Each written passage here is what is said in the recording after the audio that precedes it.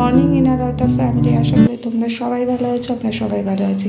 সকাল সকাল উঠে আজকে একবারে পুজো সেরে নিয়েছি, এখন রান্না করে যায়নি। মাকে বলে তুমি আস্তে আস্তে কুটনোগুলো কোটো, তারপর কি আমি রান্না করব। যাই হোক, আজকে ব্লগটাকে এখান থেকেই শুরু করছি। আশা করছি আমার দিনটা খুব ভালো যাবে, তোমাদের দিনটা খুব খুব খুব ভালো যাবে। করবো একদম পেঁয়াজ দিয়ে করবো, অন্য কিছু চিংড়ি মাছ আমি এমনি পেঁয়াজ দিয়ে সিম্পলভাবে করবো। গোটা জিরে করে দিয়ে দেবো, আর দিয়ে দেবো একটা শুকনো লঙ্কা। এখানে পেঁয়াজ কুচি ছাড়িয়ে দেবো।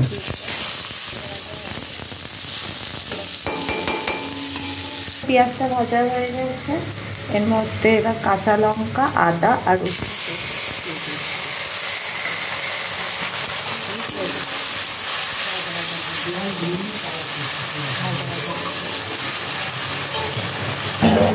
আলু আর এঁচোড়টা একটু ভেজে নিলে হতো, কিন্তু আমি তাড়াহুড়োতে ভুলে গেছি, মশলা দিয়ে ফেলেছি। থাক, এটা একবারে কষিয়েই নেবো। এর মধ্যে এবার টমেটো বাটাটা দিয়ে দিলাম। এটা একটু ভালো করে নেড়ে করে নেবো। তারপর এর মধ্যে মশলা দিয়ে দেবো। মশলা দিয়ে ভালো করে দিয়ে দিচ্ছি হলুদ গুঁড়ো, দিয়ে দিচ্ছি জিরের গুঁড়ো, আর দিয়ে দিচ্ছি ধনের গুঁড়ো, দিচ্ছি কাশ্মীর লঙ্কার গুঁড়ো।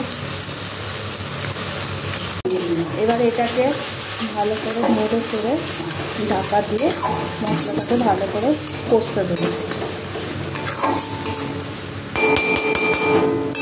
ভাজা মশলা রেডি করে নিলাম। গোটা জিরে, গোটা ধনে, গোটা গরম মশলা আর একটু গোলমরিচ দিয়ে একটা ভাজা মশলা রেডি করে নিলাম। এটা এঁচড়ে দেবো, তাই এটা ভাজা হয়ে গেছে। কড়াইতে একটু তেল দিয়ে ভালো একটু ধুয়ে নিয়ে আলু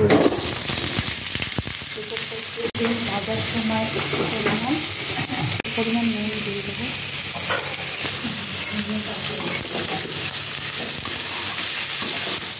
এটা হালকা করে ভাজা হয়ে গেছে, নামিয়ে রেখে দেবো। এটা আমি মশলা কষানো হয়ে গেছে। এবারের মধ্যে ভেজে রাখা আলু আর এঁচোড়টা দিয়ে দেবো। এঁচোড় করে গেছে, এটাকে ভালো করে কষাতে হবে।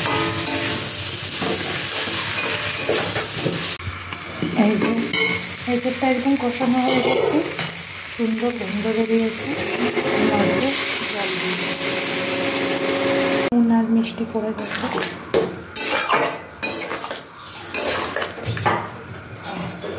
এটাকে ঢাকা দিয়ে একটু ফুটিয়ে নেব।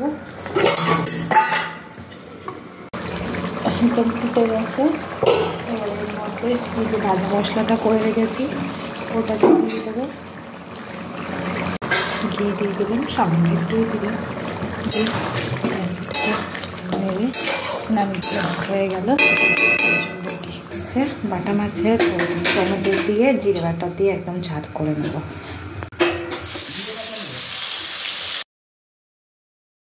শুকনো লঙ্কা আর কালো জিরে ফোড়ন দিয়ে দিলাম। এর মধ্যে টমেটো আর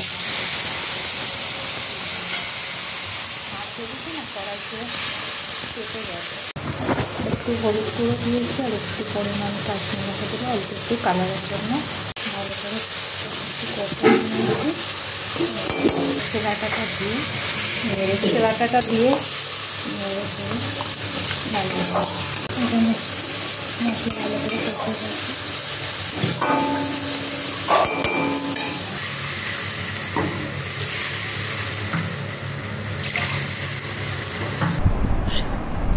স্বাদ মতন নুন আর একটু মিষ্টি দিয়ে গ্রেভিটাকে ঢাকা দিয়ে ফুটিয়ে নিয়ে ভেজে রাখা মাছ আর একটু ধনেপাতা ছড়িয়ে এটাকে নামিয়ে দিলাম।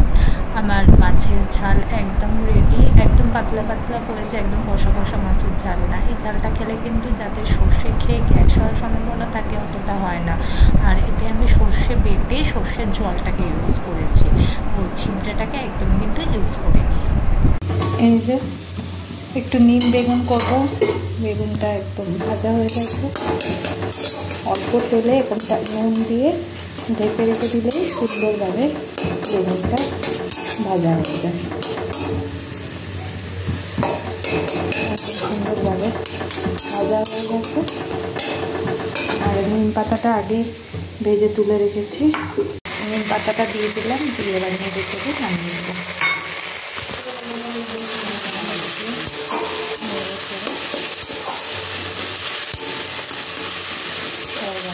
নিম বেগুন একটু ভাজা ভাজা করে নামিয়ে